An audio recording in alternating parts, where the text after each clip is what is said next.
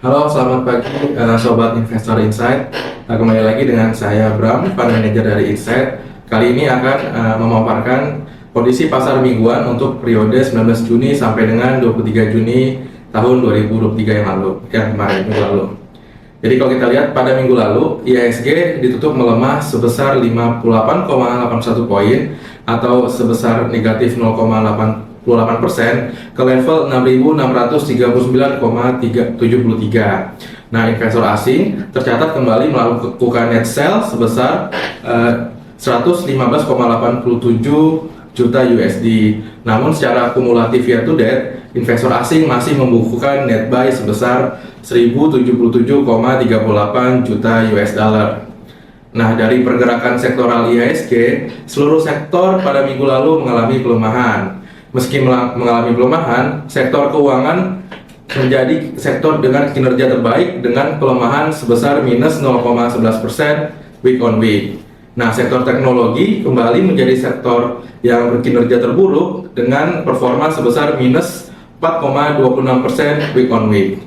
Nah, sementara kalau kita lihat berdasarkan kinerja year to date, sektor energi tetap menjadi worst performing sektor yang melemah sebesar negatif 21,4%. Dan di sisi lain, sektor consumer non-cyclical tetap menjadi sektor yang mencatatkan performa yang terbaik dengan kenaikan sebesar 3,39% secara year to date.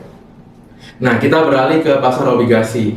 Imbal hasil US Treasury Yield 10 tahun sebagai global benchmark turun ke level 3,73% pada minggu lalu dibandingkan posisi pada minggu sebelumnya yang berada di level 3,76%. Nah, kalau kita lihat untuk pasar obligasi pemerintah Indonesia, imbal hasil obligasi pemerintah bertenor 10 tahun naik sebesar 0,2 basis poin sehingga saat ini berada di level 6,30%.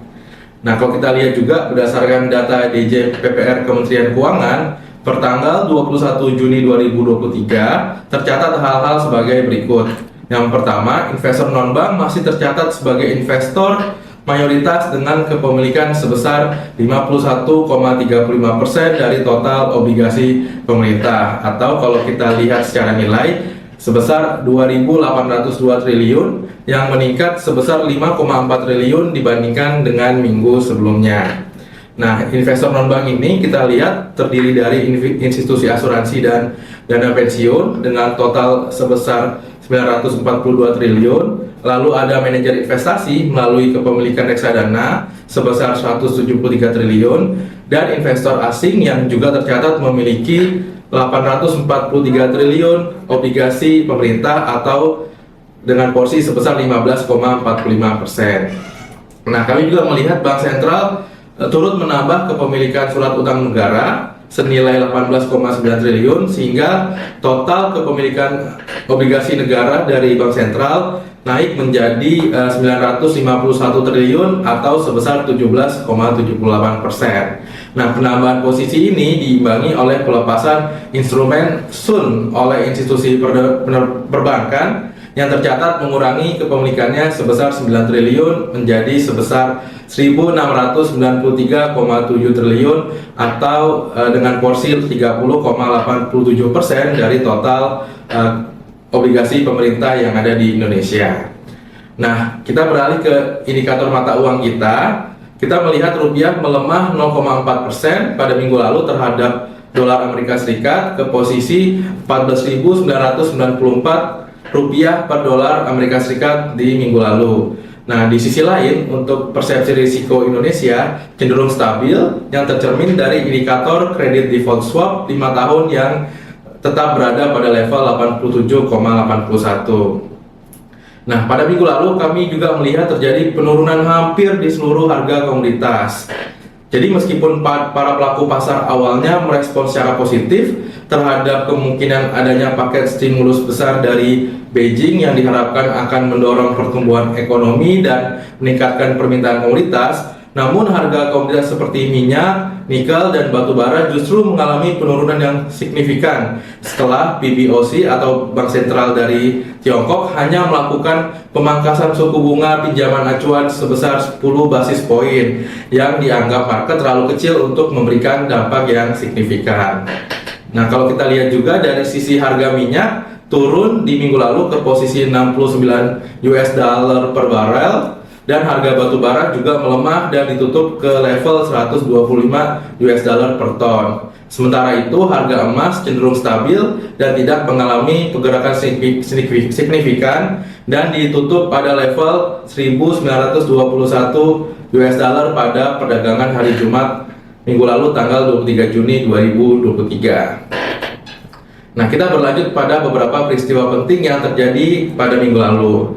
Yang pertama ada Gubernur The Fed, Jerome Powell, menyampaikan kesaksian di Komite Jasa Keuangan DPR Amerika Serikat yang mengatakan bahwa tekanan inflasi terus berjalan tinggi dan proses menurunkan inflasi menjadi 2% masih panjang, kata Powell. Ia menambahkan, ketika pertemuan FOMC pekan lalu, hampir semua peserta mengharapkan kenaikan lanjutan suku bunga sesuai rencana hingga akhir tahun. Kami memahami kesulitan yang disebabkan oleh inflasi yang tinggi, sehingga kami tetap berkomitmen kuat untuk menurunkan inflasi kembali ke level target kami, yaitu 2%. Pernyataan tersebut menunjukkan adanya kecenderungan kebijakan hawkish The Fed yang akan kembali mempengaruhi pasar keuangan di Amerika Serikat. Lanjut ke peristiwa penting selanjutnya. Berdasarkan rilis data PMI, terlihat adanya perlambatan pertumbuhan di berbagai belahan dunia saat ini. Kita melihat dari Eurozone Flash PMI menurun menjadi 52,4, padahal ekspektasi pasar ada di level 54,5. Sedangkan untuk UK Service PMI hanya mencapai level 53,7 poin, sedangkan ekspektasi pasar ada di level lebih tinggi, yaitu 54,8. Dan terakhir untuk PMI manufaktur Jepang juga mengalami penurunan menjadi berada di level 49,8. Nah, berita serupa juga berembus di pasar Asia. Pasar melihat potensi atas dampak El Nino akan menyebabkan inflasi yang lebih tinggi dengan ekspektasi pertumbuhan ekonomi yang rendah, sehingga mata uang negara-negara berkembang pun kompak mengalami pelemahan di seminggu yang lalu. Nah, kita beralih di sisi domestik. Bank Indonesia kembali menahan suku bunga acuan BI 7 Days Reverse Repo Rate atau BI 7 DRR dalam rapat Dewan Gubernur BI pada Juni kemarin. Gubernur BI Peri Warjio menegaskan suku bunga acuan pada bulan ini tetap di level 5,75%. Keputusan mempertahankan ini konsisten dengan stance atau kebijakan moneter untuk memastikan inflasi tetap terkendali dalam kisaran sasaran yang ada pada tahun 2023 dan juga untuk proyeksi inflasi di tahun 2024, tutur Peri. Peri memperkirakan inflasi indeks harga konsumen tetap bergerak di kisaran 3% plus minus 1% hingga akhir 2023 dan kemudian akan turun ke kisaran 2,5% plus minus 1% pada tahun 2024. Ia menambahkan, fokus kebijakan BI saat ini diarahkan pada stabilitas nilai tukar rupiah untuk mengendalikan inflasi barang impor atau imported inflation. Selain itu, pengendalian rupiah juga untuk memitigasi dampak rambatan dari ketidakpastian pasar keuangan global.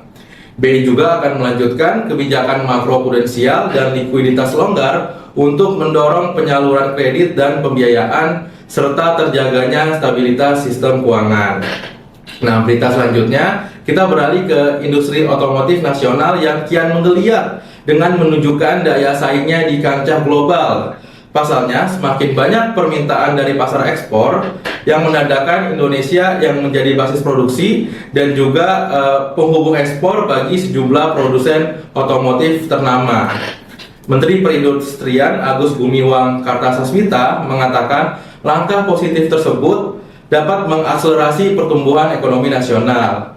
Apalagi industri manufaktur kendaraan roda 4 nasional sudah berhasil menjadi pahlawan devisa selama ini. Agus menerangkan, sumbangsi industri otomotif terhadap devisa tercermin dari kemampuan ekspor secara CBU atau completely built up sebanyak 166.000 unit mobil pada periode Januari sampai dengan April 2023 atau mengalami peningkatan 26% dibandingkan periode yang sama pada tahun 2022 yang berjumlah 131.000 unit. Selanjutnya, Menteri Perdagangan Zulkifli Hasan mengatakan Kementerian Perdagangan sudah melakukan penandatanganan kerjasama bersama India. Nah, kerjasama ini membuat beras bisa langsung didatangkan sewaktu-waktu dari India saat cadangan beras pemerintah atau CBP menipis. Direktur Perdagangan Luar Negeri Kemendak Budi Santoso mengatakan saat ini pihaknya juga tengah menyelesaikan perjanjian kerjasama dengan India terkait impor tambahan 1 juta ton beras.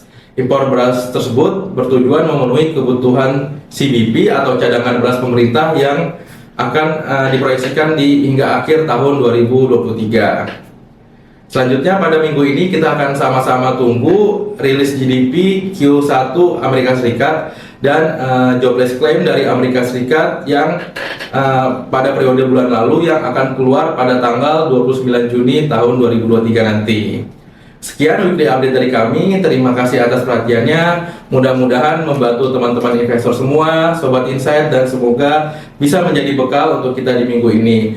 Insight Investment Management, transforming investment into social impact. Yuk investasiin dan realisasiin.